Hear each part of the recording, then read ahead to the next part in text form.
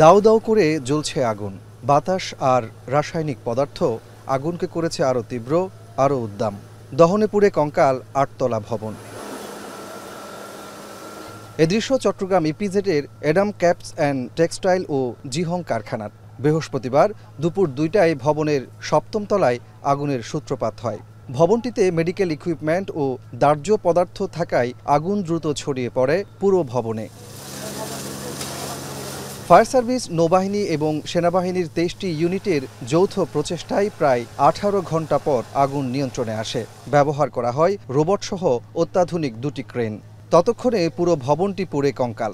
আগুনের তাপমাত্রা ৮০০ থেকে ১০০০ ডিগ্রি সেলসিয়াস হওয়ায় ধসে পড়ে ভবনের ছাদসহ বেশ কিছু অংশ।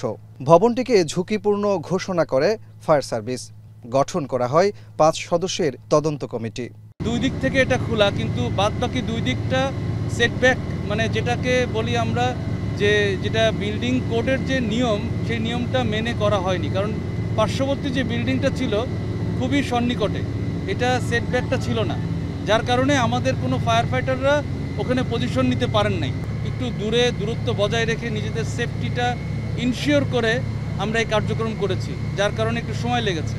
তবে আমাদের কারো কোনো ক্ষতি হয়নি, এটাই আমাদের সবথেকে বড় সাকসেসফুল বলবো আমরা। এদিকে কিভাবে আগুনের সূত্রপাত সে সম্পর্কে কিছু জানাতে পারেনি কর্তৃপক্ষ, যদিও ঘটনা তদন্তে ৫ সদস্যের কমিটি গঠন করেছে ব্যবজা। ঘটনার সময় কারখানাটিতে ১০০০-এর বেশি শ্রমিক ও কর্মকর্তা অবস্থান করছিল। কর্তৃপক্ষের সাবধানতায় কোনো ধরনের হতাহতের ঘটনা ঘটেনি দাবি ইপিজেড কর্তৃপক্ষের।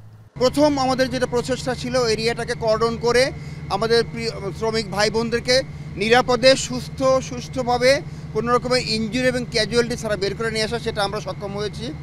ইপিজেড বা রপ্তানি প্রক্রিয়াকরণ কারখানায় আগুন অর্থনীতিতে বেশ নেতিবাচক প্রভাব ফেলে। আর এরকম বিদেশি মালিকানাধীন কারখানায় আগুন দেশের ভাবমূর্তিও ক্ষুণ্ণ করে।